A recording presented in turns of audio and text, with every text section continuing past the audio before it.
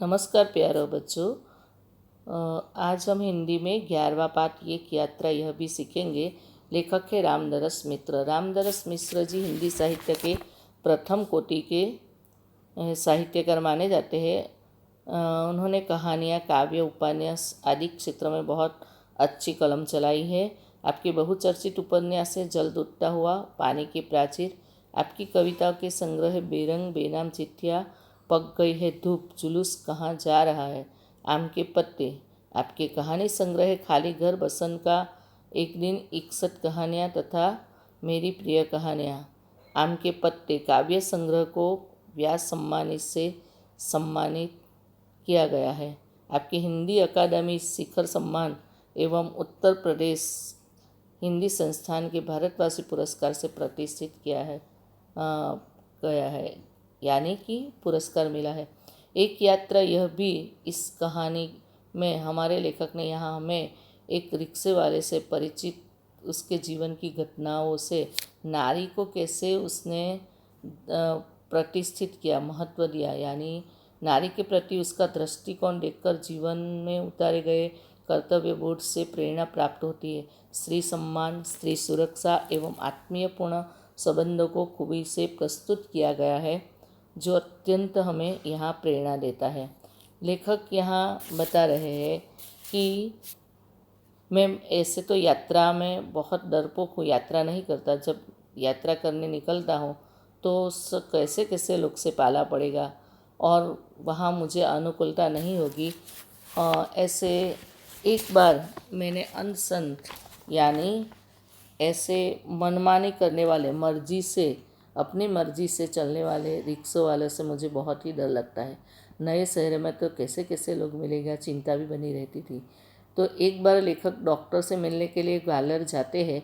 वहाँ डॉक्टर को मिलने के लिए गाड़ी से, ट्रेन से ऑटो वाला का वो राह देखते हैं। चुपचाप आगे बढ़ते हैं। एक नवयुवक ऑटो वाला के पास जाता है और कुछ बोले बिना आगे बढ़ते रहे कि उसकी आवाज़ आई, बाबूजी आप आखिर कहाँ जाएंगे? और कोई ऑटो करेंगे ही तो फिर मेरे ऑटो क्यों नहीं? उसकी जिद और आवाज़ में कुछ आकर्षण था, यानी लेखक के साथ उस लड़के ने ऐसी प्रेम से व्यवहार किया तो लेखक उसकी आवाज़ का आकर्षण देखकर वहाँ उसकी ऑटो में बैठ जाते हैं। लेखक के साथ प्रेम भरी बातें डॉक्टर के यहाँ पहुँच गया प्रेम भरी बातें करके लेखक, और वहाँ वांछित पैसे देकर घर को कॉल बजाई तो क्लिनिक की जगह, वहाँ लिखा था कि क्लिनिक की जगह बदलती थी, यानी डॉक्टर वहाँ नहीं मिला। ऑटो वाला बिना कहे ही हमारा इंतज़ार, लेखक बता रहे, इंतज़ार कर रहा था कि हमें नई जगह पर पहुंचा दिया। मैंने पूछा कितने पैसे दो? बाबूजी जो इच्छा है दीजिए, वैसे डॉक्टर के घर से यहाँ तक का किराया तो अतिरिक्त हो गया। उसने पूछा बाबूजी यहाँ से कहाँ जाएंगे? मैंने होटल का नाम बता दिया और कहा भाई तुम जाओ, यहाँ देर लग सकती है। और लेखक के साथ रिक्शा वाला लेखक को होटल तक छोड़ने के लिए गया। वह कुछ बोला नहीं, डॉक्टर के पास चले गए। घंटा भर बाद निकले तो देखा वही खड़ा था। अब हमें महसूस होने लगा कि ऑटो वाला कुछ और है, यानी सबसे अलग है, हटके है। हमारे भीतर गर्व करता गया, यानी आत्मीयता बना गया। होटल छोड़कर उसने पूछा फिर कब जाऊँ, यानी होटल में हमें छोड़ दिया। फिर पूछने लगा फिर कब आऊँ? तो बोला हम तो आप पूरे शहर घूमेंगे फिरेंगे, आपको जहाँ जाना है मैं वहाँ ले जाऊँगा। वैसे यहाँ कब तक है? कल शताब्दी से लौटेंगे। तो लेखक ने बता दिया कि कल मैं शताब्दी से यहाँ से शहर छोड़ने वाला हूँ, तब तक यहाँ मैं घूमने वाला हूँ। तो लेखक को वो रिक्शा वाला घुमाने के लिए कब आऊँ ऐसा पूछता है। आज थके हैं, आज तो हम नहीं घूमेंगे, ऐसा लेखक ने बता दिया। और लेखक को रिक्शा वाले का मोबाइल भी मिलता है, यानी वो बता देता है कि मेरा इस तरह से मुझे बुला लीजिए। मोहन नाम बताया, अच्छा नाम है ऐसा लेखक ने बताया। और दूसरे दिन घूमने का कार्य भी शुरू हो गया और प्रेम से एक दूसरे स्थान उस रिक्शे वाले ने लेखक को बताया। और रिक्शे में वह लेखक को बाबूजी और उसकी पत्नी को अम्मा कहकर संबोधित करता था आत्मीयता से। घुमा घुमा कर होटल पर लौटे तो चाय पीने के लिए उससे भी कमरे में लेखक बता रहे कि हमने बुला लिया। और इसी तरह से वो बहुत संकोच से अंदर आता है। चाय पा के साथ हमारी पारिवारिक वार्ता यानी परिवार जैसा भाव उसके साथ शुरू होता है। तुम ग्वालियर के हो? लेखक ने पूछा। नहीं अम्मा, मैं मूलतः आगरा का हूँ, यानी लेखक की पत्नी ने पूछा तो उसने बताया मैं आगरा का हूँ, आना पड़ गया। हमें लगा कि वह कहते कहते कुछ भर गया, यानी अपनी संवेदनशील हो जाता है, बहुत ही प्रेम से भर जाता है, इसलिए हम चुप रहे। लेकिन वह स्वयं बोलने लगा कि आगरा में अपना घर है, माँ बाप को बचपन में ही गुजर गए हैं। माँ बाप तो बड़े भाई मेरी परवरिश करी है और वह वकील है। मैं बीए पास हूँ, नौकरी की खोज में मैं यहाँ ग्वालियर आया था। तब उसके साथ कोई अवांछित घटना घटी थी। लेखक बता रहे हैं कि वह छेड़ा नहीं, किंतु उसने फिर कहना शुरू किया। मैं नौकरी की तलाश में इधर उधर भटक रहा था और एक दिन भटक कर लौट रहा था। रास्ते में एक परिचित लड़की मिल गई। वह बदहवास यानी बहुत ही जैसे कि विकल व्याकुल स्थिति में थी और वह बहुत गिड़गिड़ा रही थी। मुझे गिज्ञाती हुई, यानी बहुत ही वह इसी तरह लेखक को मोहन को वो गिगवाती हुई करुण स्वर में प्रार्थना करने लगती है कि मुझे बचा लो, मुझे नहीं तो मैं कुएं में गिरकर जान दे दूंगी। मैं बहुत असमंजस यानी कुछ समझ में नहीं आना।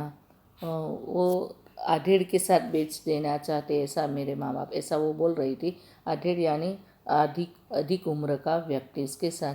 तो वह लड़की की ऐसी हालत देख कर वो लड़के ने बताया, उसको कुछ समझ में नहीं आया।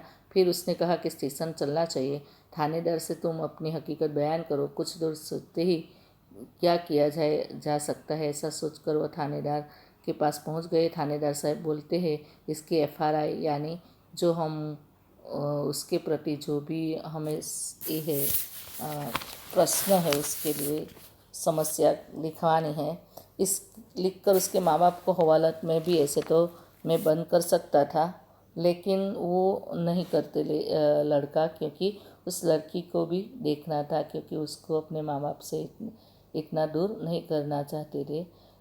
तुम्हारी थानेदार ने एकाएक पूछा मोहन को, तुम्हारी शादी हो गई है? मैंने यानी मोहन ने सिर हिलाया। नहीं। तुम इससे शादी क्यों नहीं कर लेते? थानेदार ने पूछ लिया। तो आकस्मिक प्रस्ताव से भी मोहन चकरा जाता है, यानी कुछ समझ में नहीं आता। फिर बाद में लगा कि उसमें बुराई क्या है, चलो पूछ लीजिए, लड़की से तो पूछ लीजिए। और लड़की ने भी स्वीकृति दे दी। लेकिन क्या मोहन लेकिन बोला मोहन ने। तो थानेदार ने पूछा क्या है? बाबूजी, भाभी अपनी बहन से मेरी शादी करवाना चाहती, बात भी तय हो चुकी है। तो बाबूजी, मैंने सोचा भाभी जी की बहन से तो कोई भी शादी कर सकता है, वहाँ कोई संकट भी नहीं है और इस लड़की को तो जिंदगी का खतरा है। लड़की सुंदर भी है, परिचित भी है, यह हम बात है कि वो संकट में है, तो इससे विवाह करना प्रीतिकर अच्छा रहेगा, मानवीय भी रहेगा। तब समस्या यह कि विवाह एकदम तो न हो पाएगा। लड़की को घर गई तो वह माँ बाप उसे बेच मार डालेंगे और भैया भाभी मेरे नाराज़ हो जाएंगे, मैं लेके जाऊंगा। फिर उसके माँ बाप मुझ लड़की भगाने का आरोप में केस कर सकते हैं। तो थानेदार ने के सामने मैंने समस्या रखी। वे बोले कुछ दिन के लिए हम उसको नारी निकेतन में रखवा देते हैं। लड़की से माँ बाप के नारी निकेतन यानी ऐसे मुश्किल आपदा में फंसी हुई स्त्री को रहने की जगह, तो वहाँ रखने का प्रस्ताव उसके थानेदार के सामने मोहन ने रखा। और लड़की के माँ बाप के इसके बीच खिलाफ लड़की के माँ बाप के खिलाफ शिकायत भी लिखवा कर रख देता हूँ। 15 दिन बाद उन्होंने मंदिर में उससे शादी भी कर दी। तो इसी तरह लेखक यहाँ बता रहे हैं कि मोहन अपनी कहानी बता रहा है तो लेखक ने कहा कि ऐसे थानादार कहाँ होते हैं, ऐसे पुलिस वाले आजकल नहीं मिलते जो इतनी अच्छी तरह कोई लड़के को या इस लड़की को समझ पाए। मुझे तो इस घटना पर विश्वास ही नहीं होता। मुझे लेखक बता रहे कि मैं तो जैसे कथा सुन रहा हूँ। आप सब सही कह रहे हैं बाबूजी, लेकिन वह थानेदार कवि भी है।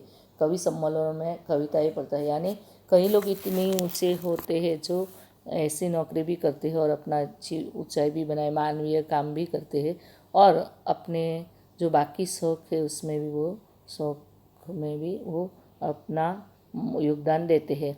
तो उसकी कविताएं थानेदार की संवेदना से भरी होती है, वैसा मोहन ने बताया। हाँ, तब तक ठीक है भाई, हर क्षेत्र में कोई ना कोई मसीहा दिखा है। मसीहा यानी कुदरत का भेजा हुआ ऐसा कोई अच्छा व्यक्ति। तो थानेदार मसीहा था मोहन के लिए। मेरे भाई भाभी मुझसे खफा हो गए और हमें घर से निकाल दिए। एक तो मैंने उसकी साली से शादी नहीं की, दूसरी जिस लड़की से की वह किसी और जाति की थी।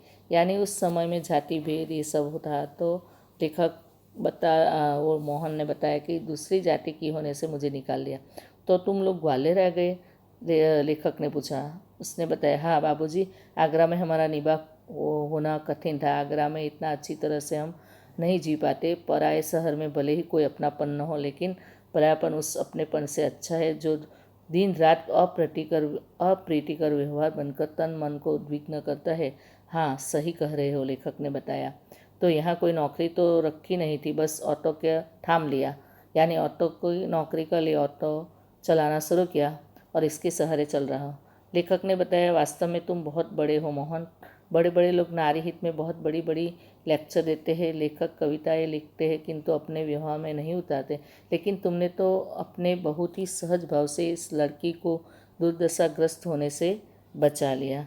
तो इसी तरह लेखक बता रहे हैं कि तुमने बहुत ही अच्छा कार्य किया है।